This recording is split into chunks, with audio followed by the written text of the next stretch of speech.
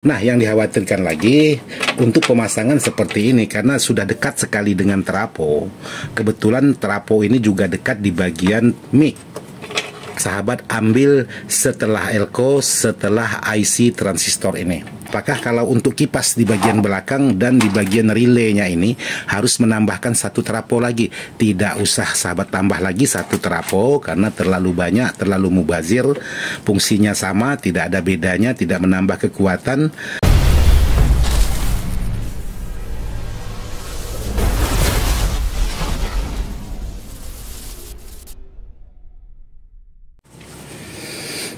Assalamualaikum warahmatullahi wabarakatuh. Buat sahabat-sahabat Ismail Dadang ataupun IDS Jalan-Jalan.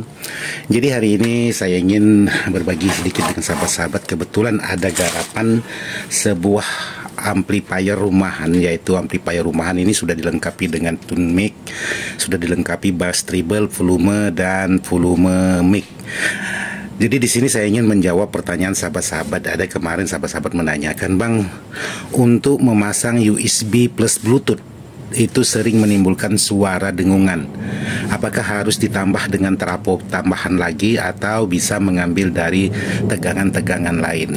Nah, hari ini saya buatkan videonya buat sahabat-sahabat yang sudah menanyakan untuk memasang USB ini. Jadi sekarang sebelum saya lanjut menjelaskan, ada baiknya saya mengajak teman-teman ngopi dulu. Walaupun di atas lagi ada pesawat lewat, agak sedikit ribut lah. Kita ngopi dulu sambil menunggu pesawatnya lewat.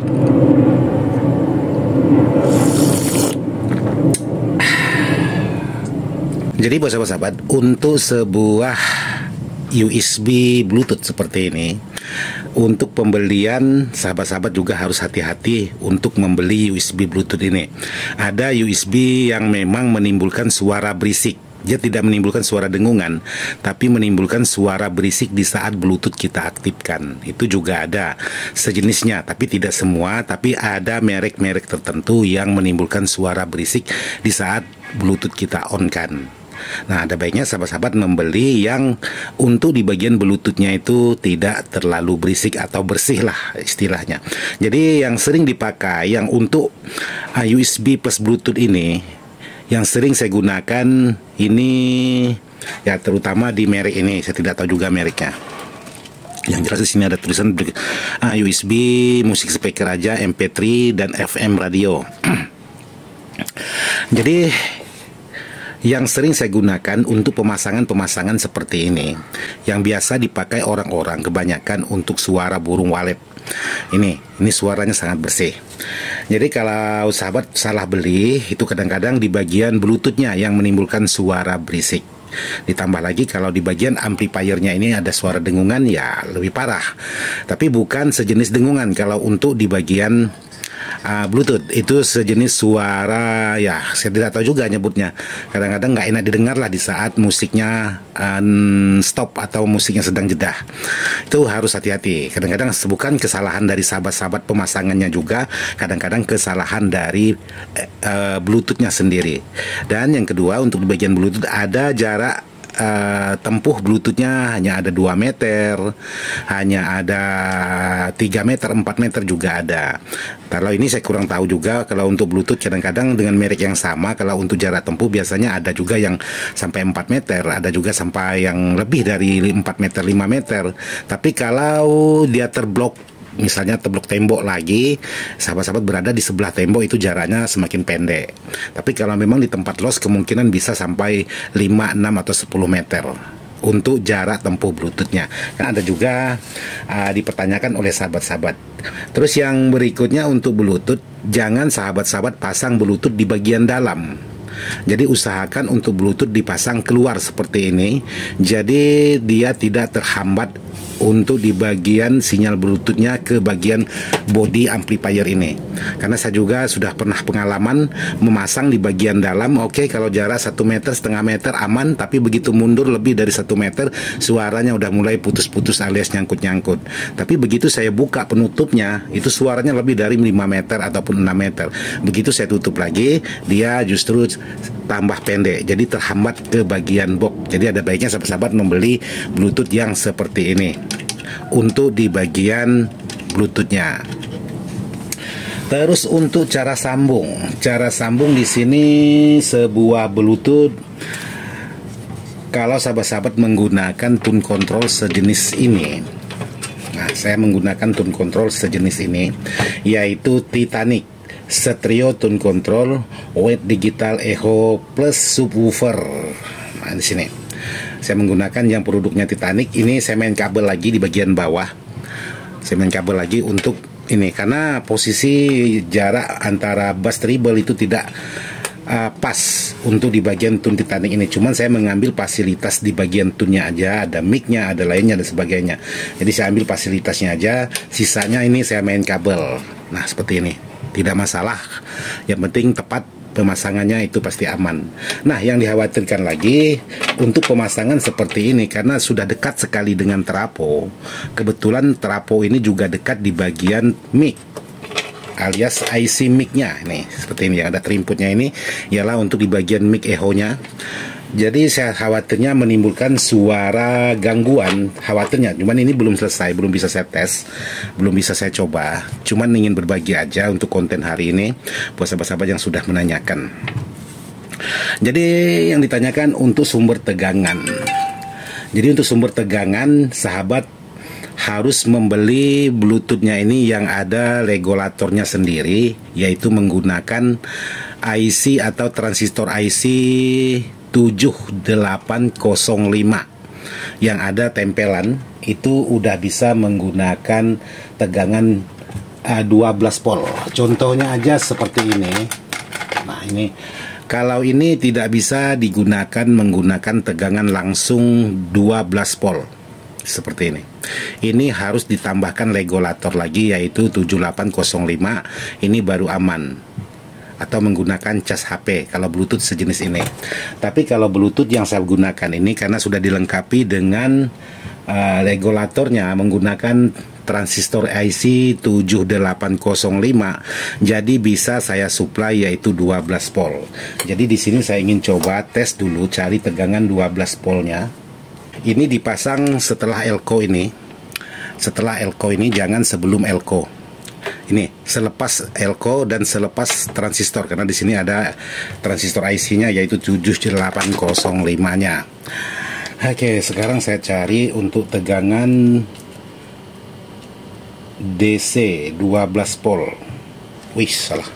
Multinya belum diubah.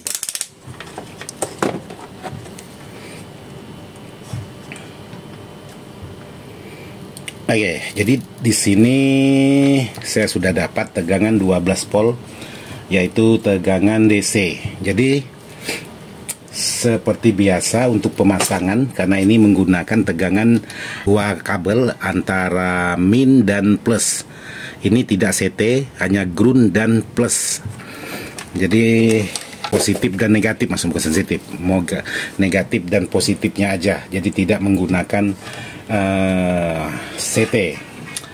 Terus di sini dicari untuk titik groundnya. Jadi kalau seperti ini saya tidak kuasa lagi untuk membuka. Jadi saya coba cari titik groundnya. Titik groundnya yang mana, jangan sampai kebalik. Karena kalau kebalik bisa ngerusak di bagian perangkat. Karena di sini saya tidak kuasa mau cari untuk di bagian titik ground sebuah.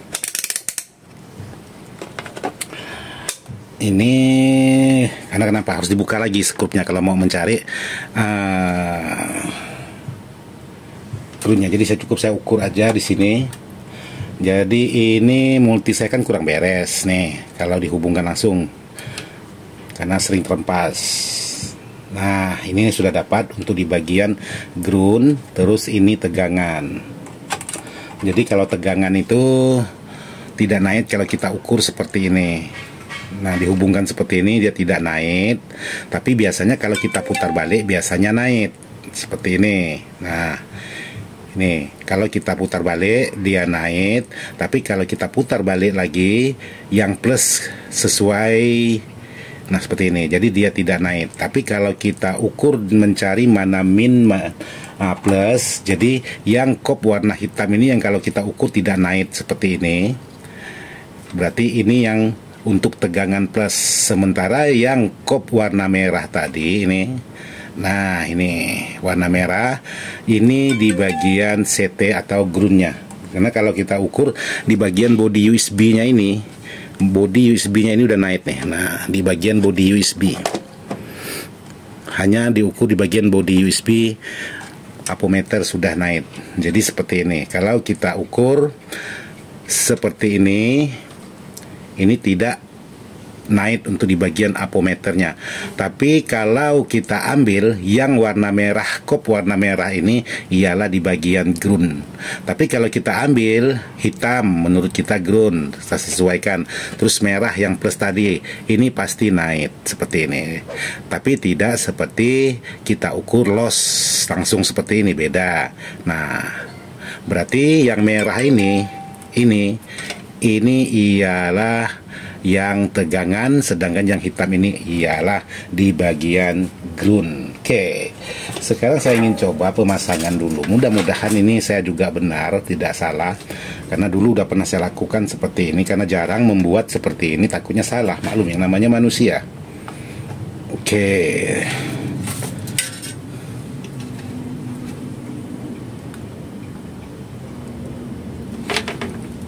ini saya ambil jalur yang simpelnya aja. Jadi saya mau ukur lagi sebelum saya pasang kabel groundnya. Takutnya salah. Kalau sempat salah, nah ini udah nyala dia. Bluetoothnya udah nyala. Hanya disambung di bagian plusnya aja, karena ini udah ada terhubung di bagian groundnya nih. Hanya di bagian groundnya aja.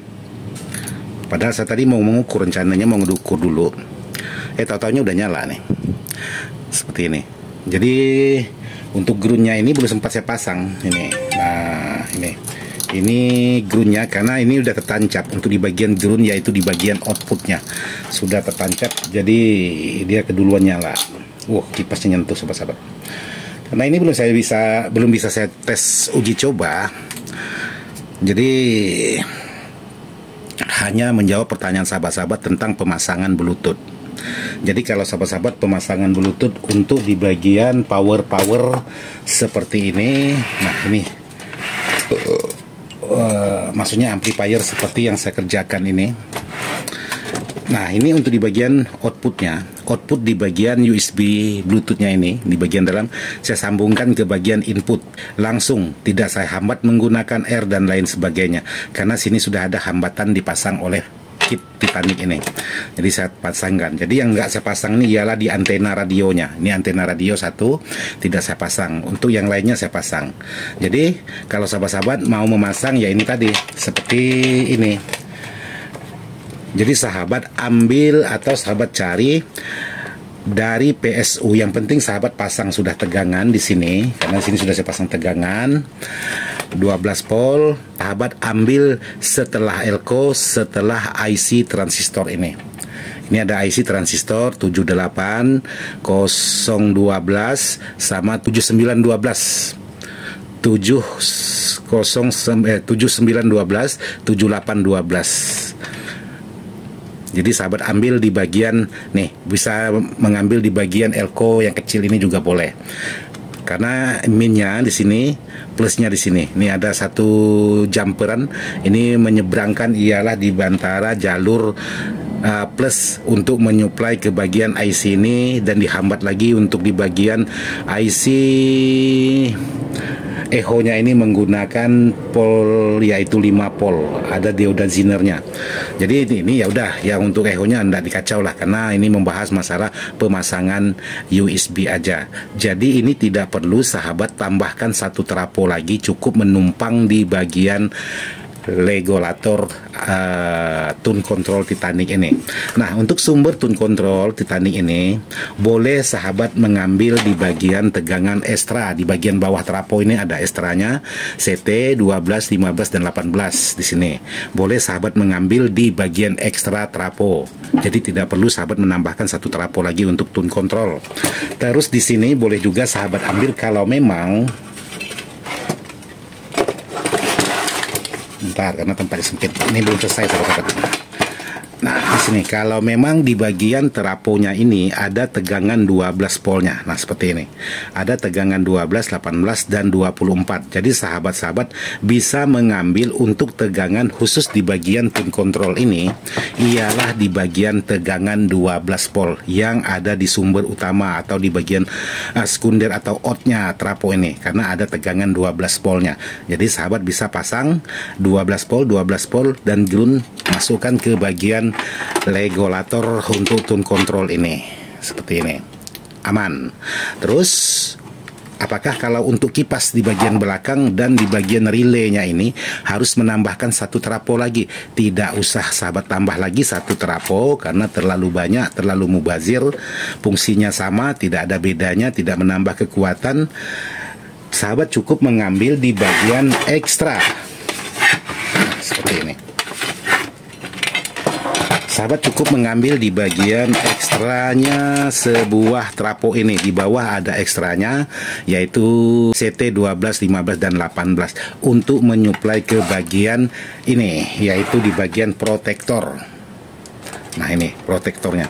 Jadi ini saya ambilkan tegangan yaitu di bagian ekstranya untuk di bagian protektor. Terus kipasnya gimana, Bang? Apakah kipas harus menambahkan satu trapo lagi? Tidak perlu sahabat tambahkan satu trapo lagi. Untuk menghidupkan kipas, sahabat cukup mengambil di bagian regulator ini. Regulator di bagian relaynya ini, atau di bagian protect speakernya ini. Jadi ini ada dioda. Terserah sahabat mau menggunakan CT atau non CT boleh, karena di sini dihubungkan juga. Kalau dibaca skemanya memang menggunakan dua dioda dan tulisan CT, tapi saya di sini tidak menggunakan CT. Jadi di sini untuk di bagian diodanya saya gabungkan dua kaki dan langsung ke bagian ground atau CT-nya. Karena di sini dihubungkan untuk di bagian outnya dioda. Jadi boleh sahabat menggunakan CT dan boleh tidak menggunakan CT. Terus untuk kipasnya ini, untuk kipas.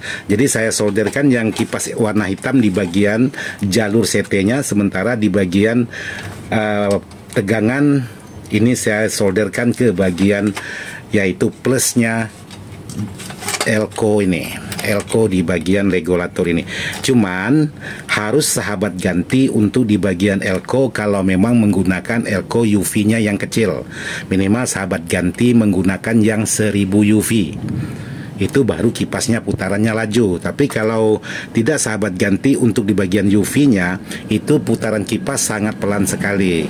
Jadi sahabat bisa ganti menggunakan 1000 UV untuk di bagian elko ini. Apakah proteknya itu langsung mati, Bang? Kalau ditambah elko yang besar, langsung mati. Begitu kita off-kan di bagian saklar juga langsung mati, karena arusnya tersedot ke bagian kipas yang menyedot untuk di bagian arusnya. Jadi tidak ada jeda antara kita off-kan dengan relaynya, jadi bersamaan matinya, karena untuk tegangan tidak sempat tersisa karena sudah disedot kipas untuk di bagian tegangan. Jadi buat sahabat-sahabat yang sudah menanyakan, seperti ini aja yang bisa saya sampaikan. Mudah-mudahan bisa bermanfaat, dan mohon maaf tidak maksud hati untuk menggurui sahabat-sahabat. Hanya sekedar ingin berbagi pengalaman aja. Sekian dan terima kasih. Wassalamualaikum warahmatullahi wabarakatuh. Salam kopi dingin.